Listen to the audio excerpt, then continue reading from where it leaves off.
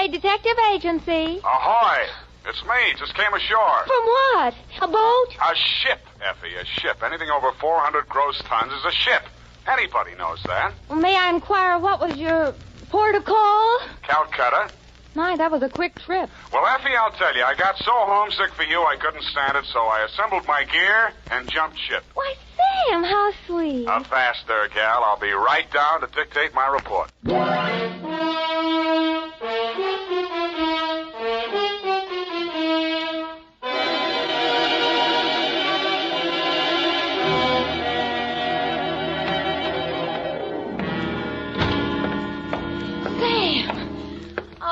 Sam, you are alive. Bon voyage, Effie. I've been worried sick. Where have you been? On my way to Calcutta, sweetheart, where the dawn comes up like thunder.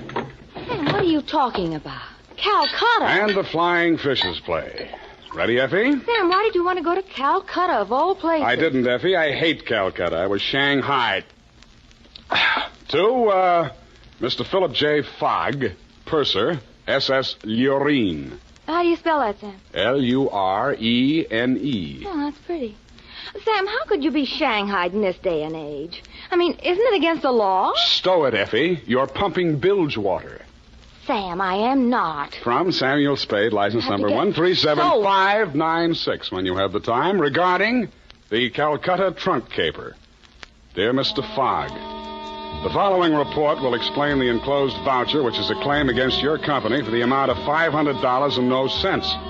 It will also answer any questions you might be asked concerning the recent unpleasantness on board your ship. It all started yesterday morning in San Francisco when my secretary announced briefly and caustically that there was a lady outside who wanted to talk to me. I judged that she was worth talking to. She was. Your secretary let me in. Well, I'm glad she did. What can I do for you? I'm Marsha Hopkins. I see. Mrs. Marsha Hopkins. I see. However, my husband is dead. I see. It's about my sister that I've come to you, Mr. Spade. I'm dreadfully worried about her. Who's your sister? Miss Constance Pendleton. And she's become involved with a ne'er-do-well, a completely worthless scoundrel, and a real foreign bluebeard. All three? It's one man, Mr. Spade. A Bulgarian, Major Andrea Rodnik. They're going to be married this afternoon, and I'm positive that his only interest is in her money. I'm convinced that he's going to kill her soon after the ceremony. He's done it to other wives in Europe. I've warned Constance and pleaded with her, done everything I could to stop it. But she's completely infatuated with him and refuses to listen to me. Mm-hmm. What do you want me to do? Prevent the marriage if you can. Get the truth about Rodnik's background and face Constance with it. Oh, Mr. Spade, in some way you've got to make her realize the seriousness of the situation. He's a ruthless character. Well, do what I can, Mrs. Hopkins. Oh, thank you, Mr. Spade. Oh, I've felt so alone and helpless until now. Oh, really? But you will do everything you can, won't you? We've got to save her life.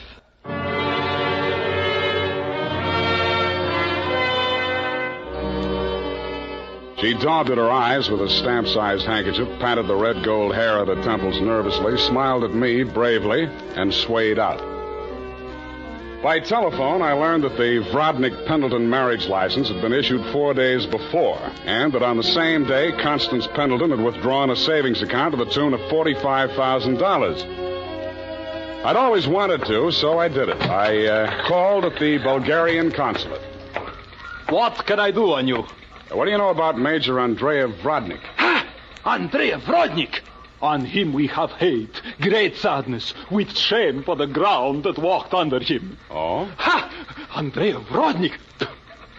Why is he so popular? On the devil he is driven without horns. 6 women he has killed. 6 times he has insulted the police of Europe by refusing to confess. We have proof of the murders, but never can we prove the proof on him. Yeah, sometimes it goes that way. Ha!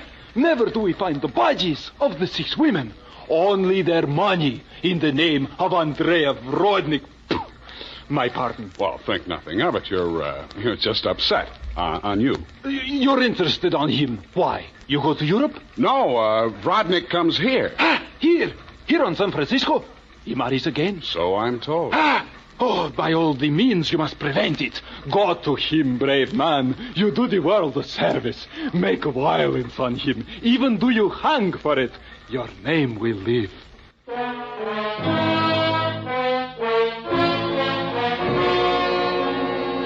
With those valiant words goading me on, I left.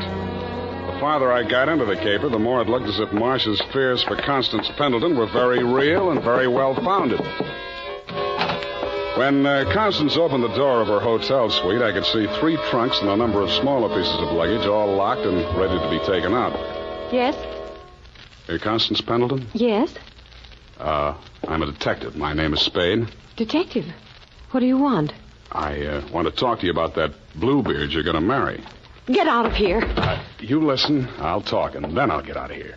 I just left the Bulgarian consulate. Vrodnik has been accused of the murders of 6 women in Europe. Each of them were wealthy. Each of them married him, and each time Vrodnik came into all their money. Are you trying to blackmail me because of the lies about my fiancé's past? If you are, you're wasting your time. Well, no matter what I'm doing, I'm wasting my time. But to put you straight, your sister hired me, and I am now resigning. She's worried about you, not me. Then you should spend more time investigating your clients, Mr. Spade. You could have saved both of us some time. I have no sister. This is my wedding day. Goodbye, Mr. Spade.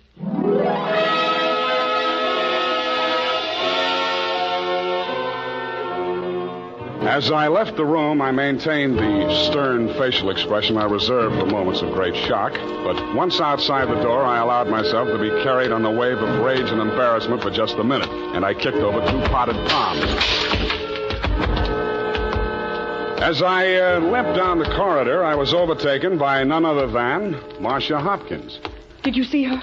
Let's talk about you first. Did you stop the marriage? Why did you really want that marriage stopped? But I told you. You told me you were her sister. Oh. She said she didn't have any sister.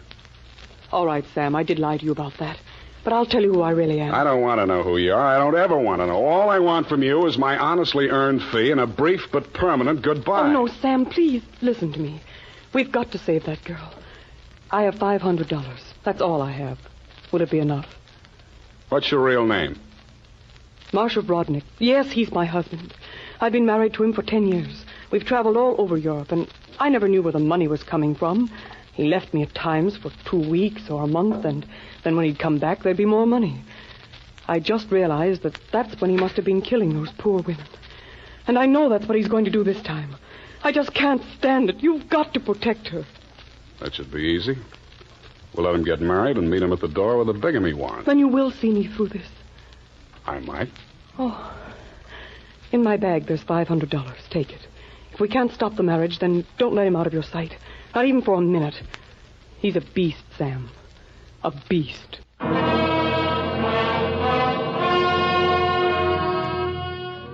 Marsha dropped me in front of the Beast's Hotel, and I climbed some fake marble steps to the 2nd floor and knocked at his door. The man who opened it was heavy, handsome in a swarthy, coarse sort of a way, and glowing conceit through 2 eyes, one monocled, one not. You are facing Major Andrei Vrodnik, 1st Bulgarian Horse. What want you? You are facing Saul Fox of the law firm of Fox, Smedley, Van Dusen, and Grip.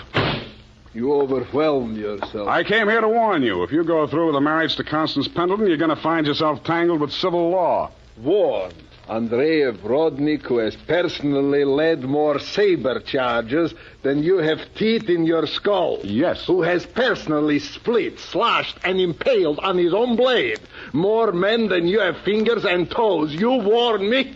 What is this talk? You're going to have a bigamy charge slapped on you 5 minutes after you slip her the ring. The warrant signed by Mrs. Marsha Vrodnik. Bigamy?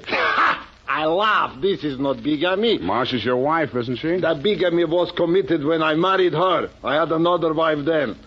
You call yourself a lawyer, then you know that only the 2nd marriage is bigamy. The ones following that are nothing but interludes. Okay, Major, go ahead and have your interlude. I'm just warning you. Oh, speaks. We are being married on Redwood City from a justice of the peace 1 hour previous. Then we are sailing through the SS Lurin at midnight with our honeymoon. Already a droshky waits for the baggage and luggage.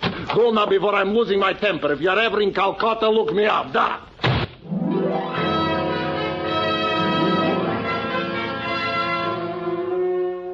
I could see the direct approach was getting me nowhere, so I decided to proceed by stealth. I waited outside the building, and when he left, I tailed him.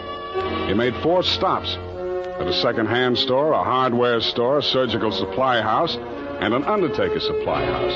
At these places, he purchased the following items: an oversized steamer trunk, black with brass fittings, a large ball of rope twine, 2 large lead sash weights, a set of surgical instruments, and at the 4th and final stop, the undertaking supply, he bought 2 items: a 20-foot length of rubber tubing and a pump. He returned to the second-hand store with his other purchases, put them inside the trunk, and ordered it sent up to Constance's hotel immediately, and thereupon it took himself to the same place. Marsha was waiting in the empty lobby when he went in.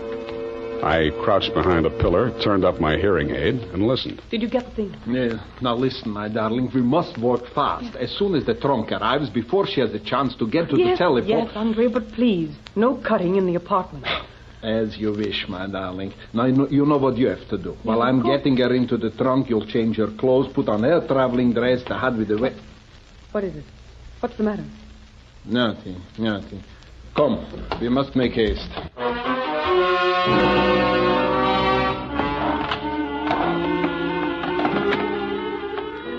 They made haste to the elevators, and I made haste to the row of house telephone booths around the corner and called Constance's room. Hello? Mrs. Rodnick? Speaking. Listen, get out of that room right away. Don't take the elevator. Get down the stairs. Who is this? What are you talking about? I haven't got time to explain, and you haven't got time to listen. All those stories about your husband are true. He's going... Hello?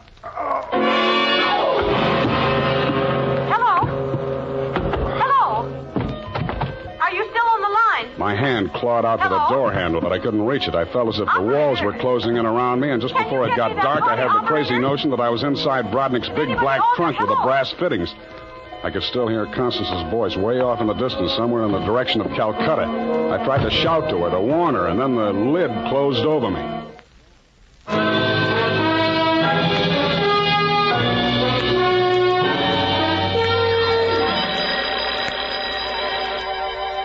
I shook my head trying to get the bells out of it. Then I remembered where I was and what had happened. I was still wedged into the bottom of a phone booth where I'd slumped when Brodnick sapped me. I got out of there somehow and grabbed a taxi for the Embarcadero. The time was 11:55. The SS Lorraine was scheduled to sail at midnight.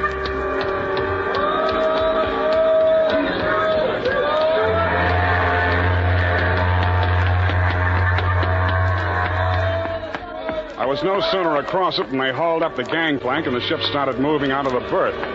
I didn't know where she was bound for, and I didn't much care.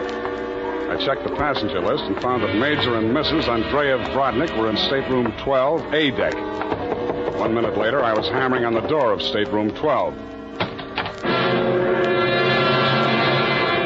The woman in Brodnick's stateroom was Constance, and she was not in a trunk. I thought I told you to stop interfering in our affairs. Yeah, your husband told me to, but I didn't like the way he did it. Get out from here, get out! I see you got your trunk in here where it's handy. Doesn't it make the stateroom kind of crowded? Why don't you give up, Mr. Spade? 2 times already, you are twice a fool. Marsha has no money to pay you, neither have I, even if she had a case. And believe me, she has not. Oh, why do you even bother talking to him, Andre? Mr. Spade, will you go now, or will I have to call the steward and make a complaint against you? I went. I still thought Marsha Hopkins was somewhere on that ship. I still didn't like the look of that trunk. I found the purser's office and went in. You looked at me as if you thought I was a stowaway, Mr. Fogg, and you were right. I'll have to make arrangements for you to ride back with a pilot, Mr. Spade. You realize, of course, that you're subject to a fine. Look, I don't want to do anything illegal. You know, it was just an impulsive thing. Couldn't I book a passage? Oh, there's the matter of your passport. We could arrange your visa and so on in St. Pedro. We'll put in there in the morning. Well, that's good enough. How much is the fare? Oh, let me see. That's $483.87, exclusive of tax. Oh, hey, now, wait, I wasn't thinking of taking quite such an extensive voyage, you know. I just wanted to get a little sea air and... how much to Pedro? I'm afraid you don't understand, Mr. Spade. This is not a coastwise steamer. Our first official port of call is Calcutta. Yeah, I know, but... Calcutta? That's in India. Well, don't you have something a little less expensive, like steerage or... There is only one stateroom available, number 14A deck. Take it or leave it. Okay, Calcutta.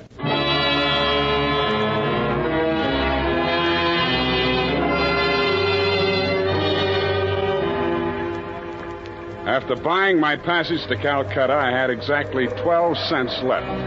This I gave to the steward who showed me to my stateroom. He thanked me, kicked me in the shins, and left.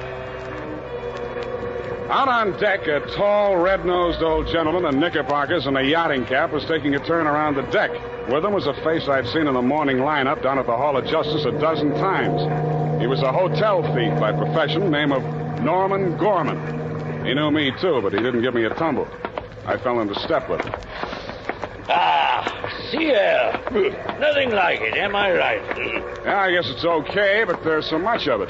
Brisk bracing, salt spray. Nothing like it. Oh, yes, of course. Hey, Norman, my lad. I hate it. I hate boats. Suppose there was a fire on board. Fire? Oh, ridiculous. This your first voyage to the Orient? Yeah. The inscrutable East. You've made this trip before? Oh, yes, indeed. I've worked this line. Yes, indeed. I make this voyage very often. Business interest out in India. Tea, you know. Runs in my family. Sturgis's Golden Orient in the little yellow package. Ever tried it? No, I never indulged. Huh? Don't drink tea. That's ridiculous. Commodore, I need a drink. I ain't happy. Suppose there was a fire on board here. Well, let's all have a drink. Yeah, suppose there was Shall a we? fire. Come on, I'll shot you to a drink, sir. Not me, Commodore. I just remember this is Fire Prevention Week.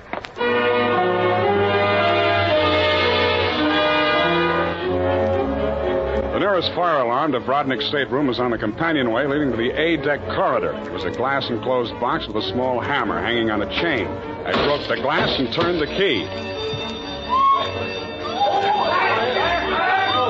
In 3 seconds flat, the entire population of A-deck were shoving each other up the companionway, grabbing for life preservers as they went. The steward hammered on the door of stateroom 12, opened it, shouted inside, and Brodnick and Constance reluctantly came out. I ducked inside, grabbed the handle of the trunk, and started dragging it. When I got it into my stateroom, I broke the lock and lifted the lid. It was Marsha, all right. There was just time to see that before the stateroom door flew open and the ship's officer stuck his head in. I've been moving you. Didn't you hear the alarm? Why, no, I didn't. What's wrong? Never mind that. Here, take this life preserver. Get going now. Come on. Okay, don't touch me. It makes me nervous.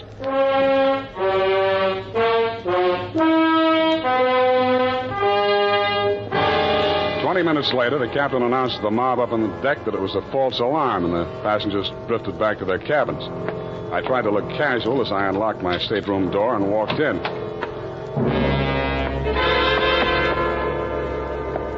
Then I stopped trying.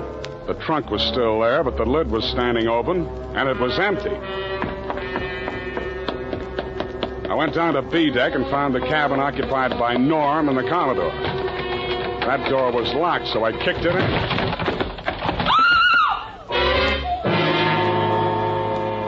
You could still see the marks on her wrists and ankles where the cord had been. It was the girl I had seen in the trunk. It was Marsha Hopkins, and she was very much alive. Oh, I'm sorry. I thought it was... Oh, what am I going to do? What am I going to do? You've got to help me, Sam. Why should I help you? He's crazy. They're both crazy. It all depends on who's in the trunk, doesn't it, Marsha? When it was Constance, you didn't think he was so crazy. Oh, don't you understand? I had to pretend that I'd help him. He was going to kill her right there in the hotel room. I told him it was too dangerous. If anybody looked in the trunk, it would be safer if she was in there alive. So he finally agreed and said he'd wait until we got out to sea to kill her. And then he was... Yeah, I know about that. Oh, the idea was so awful, I couldn't stand it. I started to scream, and then he stuffed the gag in my mouth and tied me up. He must have used chloroform or something, because the next thing I knew, I was in the trunk. And that little dark man was leaning over me. He and that old man with the knickers. They brought me here. So they pulled a switch on you. You were the fall gal all along. Oh, you've got to believe me. It was the only way I could save her life. You're the only one I can turn to, Sam. That little thief and the old man, they'd deliver me dead if there was an extra $25 in it. Oh, say you'll help me, Sam. Please say it. Well, when you ask me like that, what else can I say? Oh, you do believe me, darling. You do believe me. Come on, let's get out of here. I'm sorry, Mr. Spade. Please step back inside. I promised my associate, Mr. Gorman, that I would not allow this young lady to risk her life by leaving this cabin. You're getting into this caper at the wrong end, Commodore. It's wound up. They've bungled it. It's no good anymore. You may be right. But you understand my position, sir. I can't take any chances. You've talked to Mr. Gorman? Norm? Yeah, I talked to him. He took you into his confidence? Stop making with the pistol, Commodore. You don't know how to use it anyway. Well, heavens, Norm, you're as white as a sheet. What is it? Oh, he's sick. Go get a doctor. Yes, indeed. Right away. Listen, Spade. Take her with you. Get out of here. I don't want no part of this. You got it bad, Norm. I'm sick, I tell you. The way I had it sized, this was a clean caper, a snatch. I figured the dame here's an heiress or something. Maybe they drop her off in L.A., connect some ransom, and go on. I figured there was enough for all of us. Oh, but that creep, that Rodnick, he's crazy. He's a regular Jack the Ripper. Stop babbling, Norm. Tell me what happened, exactly what happened. I get a sinking feeling in my stomach every time I think about it. Well, I go in, see? He's very smooth, very businesslike. He offers me a drink. I accept it. He mixes a couple of highballs for me and the dame, then he starts talking. I guess she don't know all about it before this, because she gets just sick as I do. First, I think he's kidding. Then he drags out this set of cutlery like a doctor uses to operate on people. Only he's got something else in mind. The porthole, you understand? Oh, please. I don't want to hear anymore. Being as it's you he has in mind, I don't blame you. My stomach. Hey, Norm. Norm. Here he is, the ship's surgeon. Oh, dear me. What? Stand away from him, please. Help me get him into the bunk. Sure, Doctor. Take the shade off that light, please. Yes. He's dead, isn't he? Oh, yes, he's dead, of course. Who poisoned him? I didn't waste any time answering him. I grabbed him by the arm. Before he could object, I was pushing him up the companionway to A deck. It was probably too late to save Constance's life. She'd drunk the same poison, and I was pretty sure she had, but if I was going to nail him for the murder of Constance, I had to get there before the evidence vanished. We got there just in time. I don't need to tell you what we saw, and I'd rather not. Rodnick rose slowly to his feet, clicked his heels military fashion, and bowed very low. The ship's surgeon. How opportune. Perhaps you could advise me, Doctor. After all, I am, in all honesty, even still, a mere amateur at this sort of thing.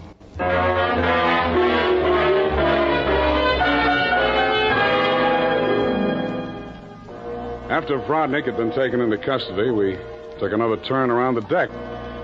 It was daylight, and the ship was lying to off San Pedro. This time, the fresh air really felt good, and so did Marsha. It's all over, Sam. Yes, sweetheart, it's all over. But not between us. Say it, Sam. Say it's not all over between us. How can it be? I knew it. I knew you felt the same way. All my life before, it's been like a terrible nightmare. It never really happened. But it did happen, sweetheart. Oh, but you can forget it, darling, can't you? Please forget it. I'd like to, Marsha. I really would. Hold me close, Sam. Never let me go. You're beautiful. Is that all, Sam? Nothing else? Yeah, lots else. That's why I think we better say goodbye right now. Because when I feel like this, I get foolish. And if I get foolish with you, I'm likely to wake up in a trunk someplace.